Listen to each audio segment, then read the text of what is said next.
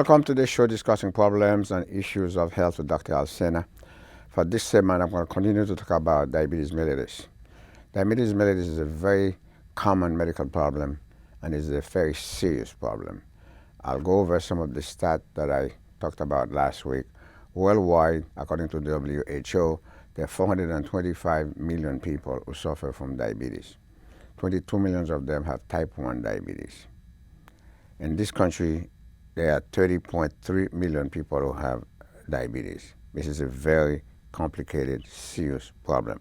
1.25 million of them have type 1 diabetes. Every 6 seconds, according to WHO, somebody dies because of diabetes. Serious, serious problem. And altogether, there are roughly 1.6 million people die of diabetes every year around the world. And in this country, 79,535,000 people die because of diabetes every year, according to the CDC. So this is a serious problem. I just want to do a brief overview. When I left off last week, I was talking about the concept of secondary diabetes and so-called type 3 diabetes, and then the whole concept of pre-diabetes. I will briefly mention to you that pre-diabetes, in point of fact, doesn't really exist because it's at its own profile of serious complications. Because by the time somebody's blood sugar who has suffered from so-called pre-diabetes, which is in excess of 100 million people in this country, that individual would have already used up 80% of his or beta cell function from the pancreas and would have been, in fact, diabetic for about 10 years. And the main abnormality in the so-called pre-diabetes is the fact that the person is incapable of using glucose as a source of energy to function. That's the abnormality. And because of that abnormality, the body then keeps using fat as a source of energy. Well, fat is a terrible source of energy. And on top of that, because the body is using fat as a substitute, the breakdown product of the fat, something called ketone bodies, are extremely toxic to the body, period. And the toxicity of the ketone bodies is what causes a tremendous amount of symptom that is diabetic type symptom, and yet the blood sugar is not elevated. Those symptoms are numbness, tingling down the legs, urinary frequency, sexual impotence, infertility, feeling tired all the time, washed out because you don't have enough energy. You need sugar. You can't use the sugar. That's the abnormality. That is why the so-called prediabetes, as set up by those powers to be, is really doesn't exist at all. Okay, so that's one issue.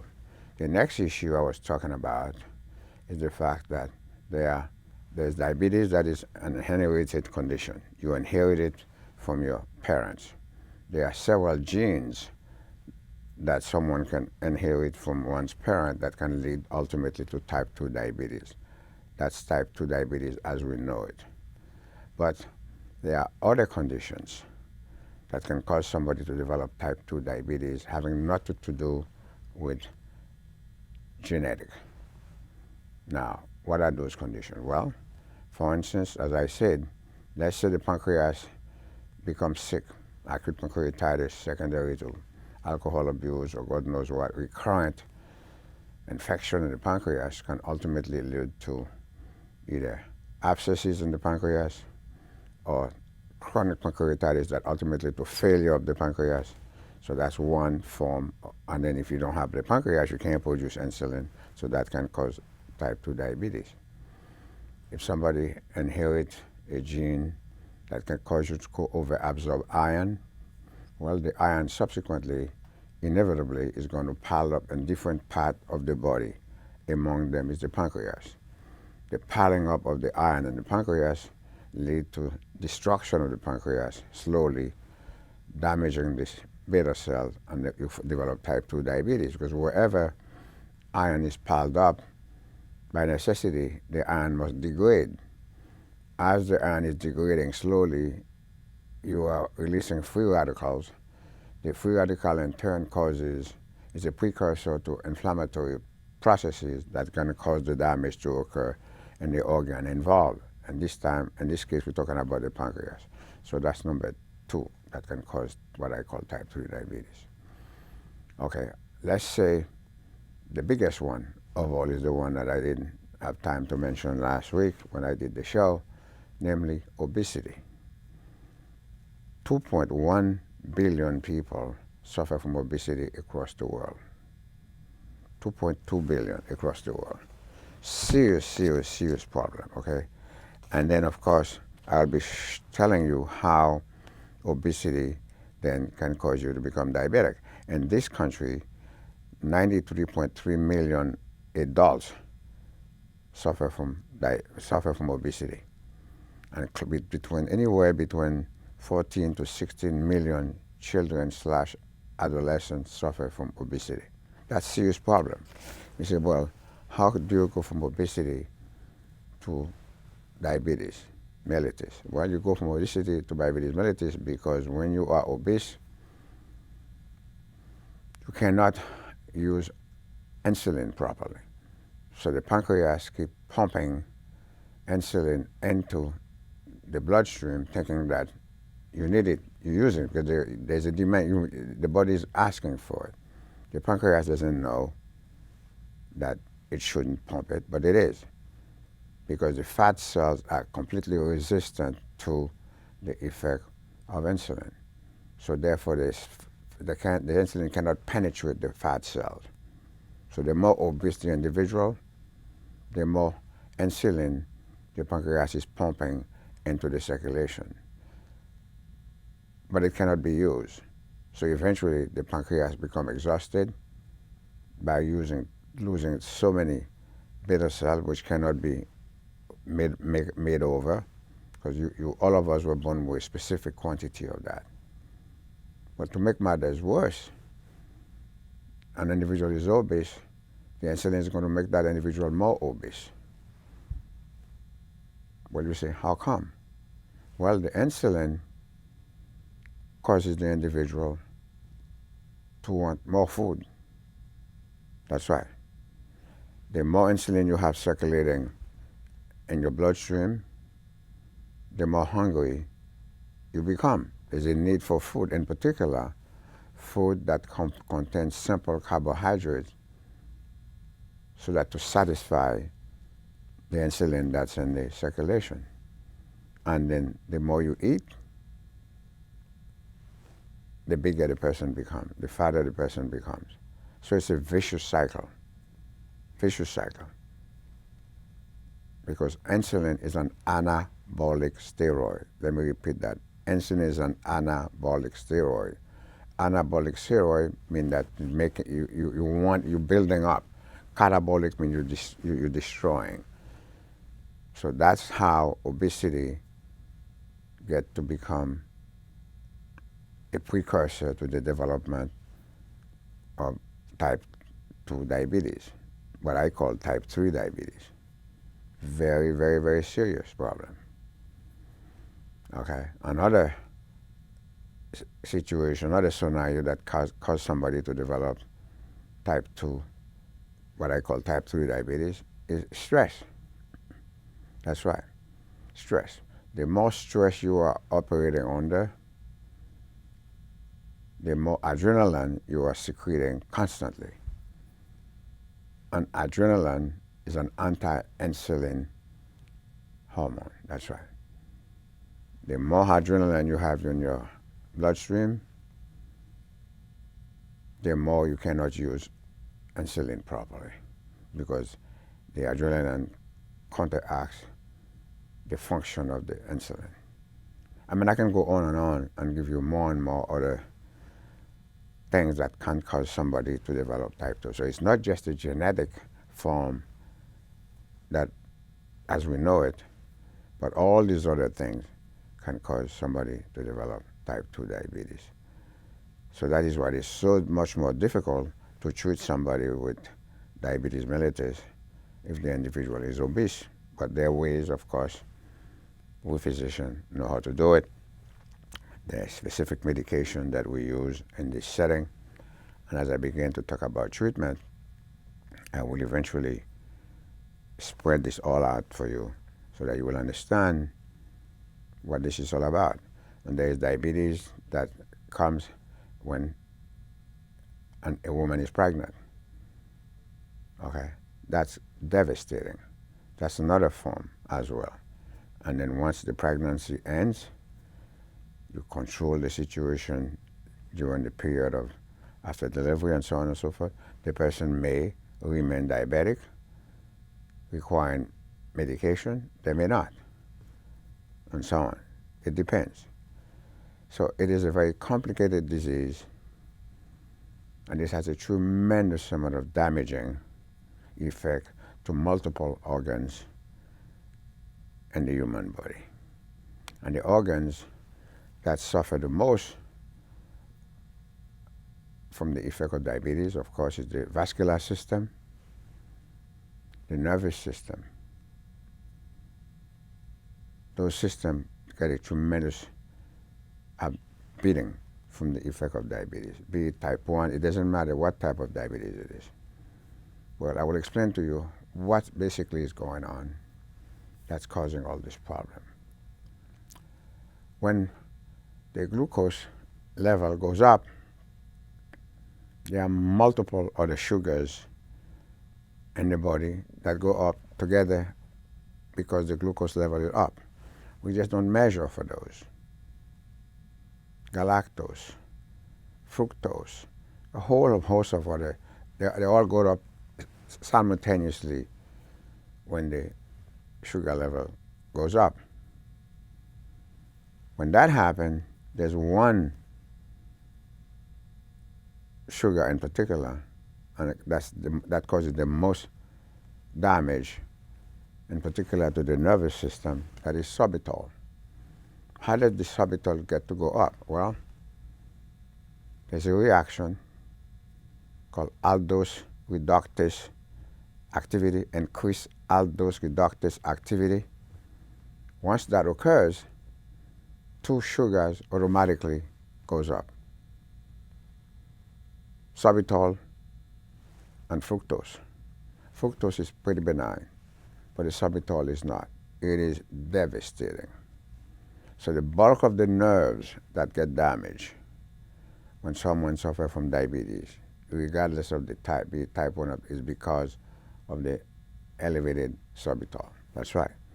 Now the elevated sugar itself is no bargain, but it has a different profile of side effects that I will be discussing with you in great detail when I begin to talk about elevated sugar, glucose, that is, elevated glucose, and how we know it is elevated, what are the symptoms that tell us it is elevated, and then how we go about treating it. But I want you to be aware of the fact that many, many organs, the brain, the eyes, the kidneys, in particular, because that's one of the reasons why hypertension and diabetes are the two leading causes of kidney failure worldwide. And of course, I did not mention before I get to this discussion, this part of the discussion, the many hemolytic diseases that exist throughout the world. Once you are hemolyzing, whether it's because you inherit hemolytic disease or you have a chronic hemolytic problem, you must empty out the red blood cell. When you're emptying them out, that's part of the problem. You're going to release a massive amount of iron. Massive amount of iron must come out. And again, that's another reason why those iron is going to cause major damages throughout the human body and affecting different organs, including the pancreas. So now you have an idea how complicated the situation really is.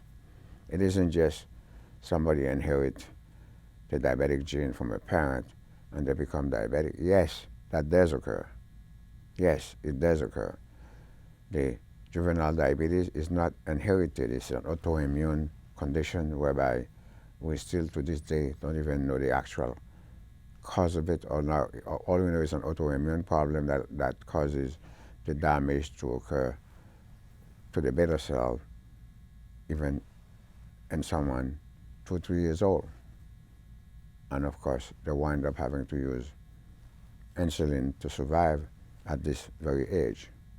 Speaking of insulin, by the way, there's a crisis in this country and across the world in terms of the shortage of insulin. And I heard a report this morning that the WHO is now getting involved in a project to create generic insulin so as to help the world to survive. But there's a massive amount of problem associated with insulin in this country and across the world. Serious, serious problem. And one cannot survive without insulin. There's no way, no way. And it's so expensive, a lot of people cannot afford it. They're rationing it, and people, in fact, are dying because of lack of insulin across the world.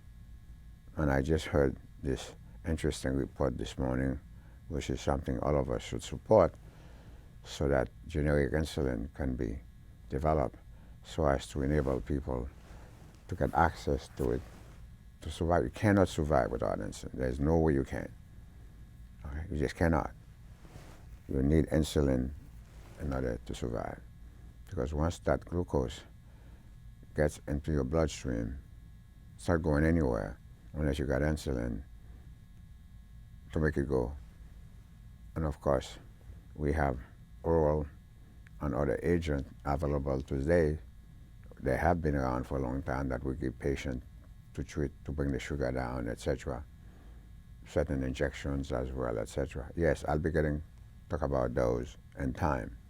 But you got to I'm giving you the foundation, how serious a disease diabetes mellitus really is and what it can do.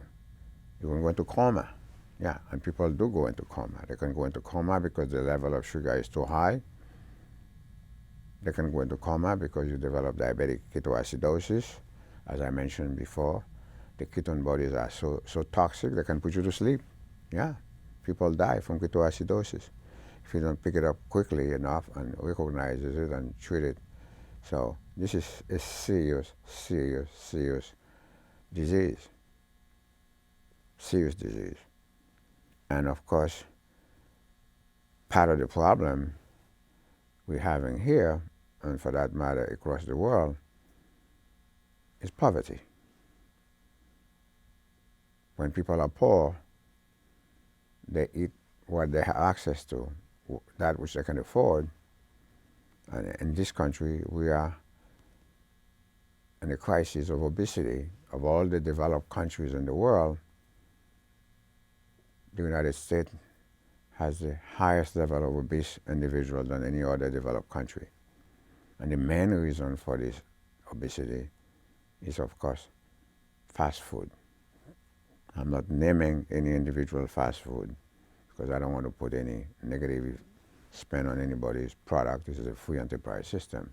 But you have to understand, in both of these books, The Art and Practice of Modern Contamination and African American, there are chapters, a page and a half, of all the food that have simple carbohydrates for someone to avoid. The page and a half of all the food that have complex carbohydrate. Complex carbohydrate are great food. They're good. There's nothing they can do that's bad for you because you cannot break them down to the finite point so they can do any damage. While complex carbohydrates, such as, I'll give you an example like pasta, or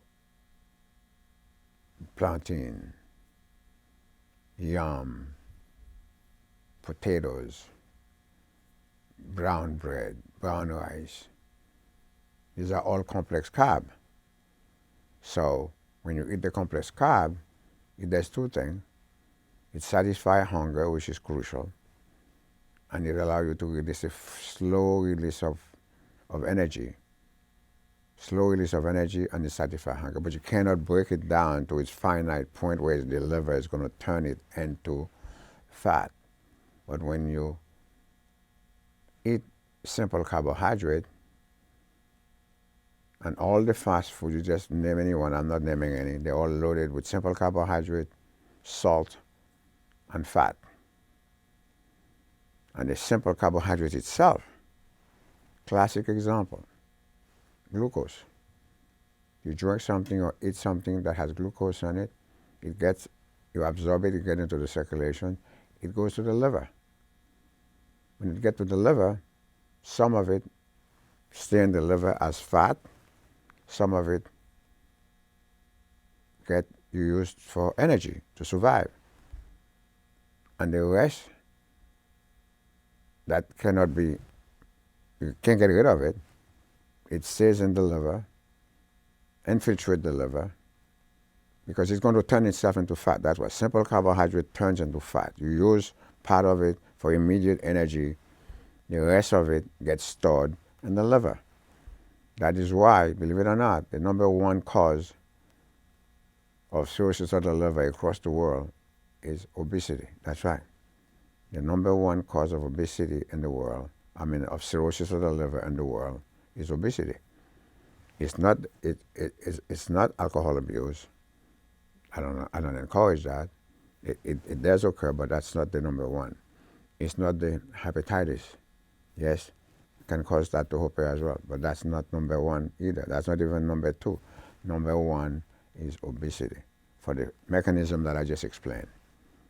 The rest of the fat has no place to go. It stays right there in the liver, infiltrates the liver, and once it sits in the liver, it must degrade.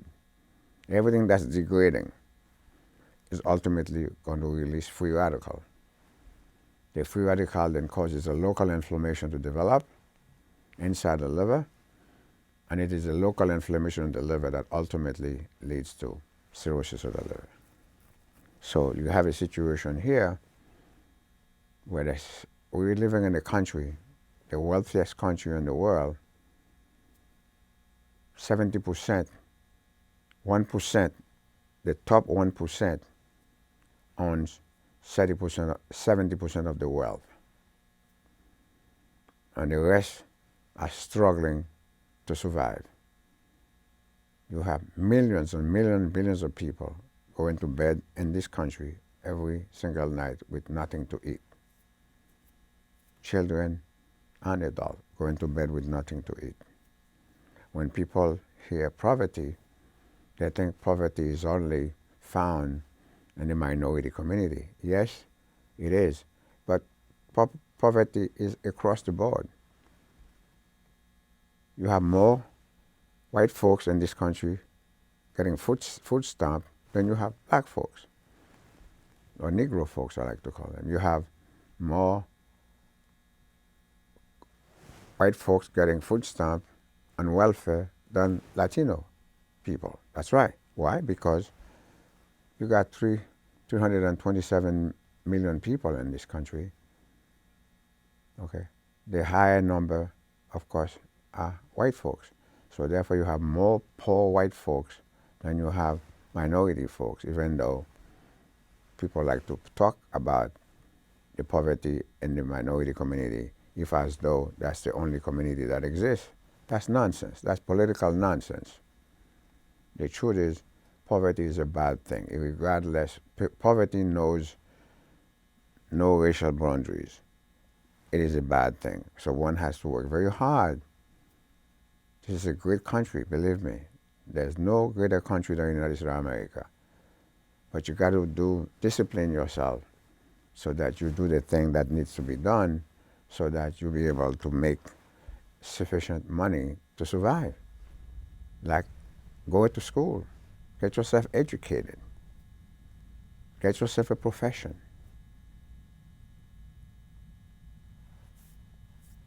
This way you're guaranteed to have the type of life that will enable you to live better. Poverty causes death. Statistics came out earlier this year that if you're a wealthy person, you're guaranteed to live 15 years longer than the poor person in this country. We're not talking about third world development. We're talking about in this country. 15 years more for the woman who has money, a little bit more, 10 years more for the man who has money as compared to the person in the minority. Because that's just the way it is. It's no fun being poor. I've been there. Believe me, I've been there. It's no fun. It's tough. But I overcame it. So other people can as well. But you have to discipline yourself. Don't feel sorry for yourself. You are in a country where there are so many different possibilities. So many different honest to goodness, good possibilities that you could do to better yourself. But you got to be willing to do it. You can't just sit there and getting angry. Yes, if you're angry, but you have to be positively angry. There's negative anger, there's positive anger. Positive anger is constructive. Negative anger is destructive. The people who may be doing bad things to you, they want you to be negatively angry so that you can go sit out in the corner, feel sorry for yourself, and start doing things that you shouldn't be doing. You wind up getting yourself into trouble with the law, and then you're done. You cook. You finish. This is precisely what they want you to do. Don't fall for it.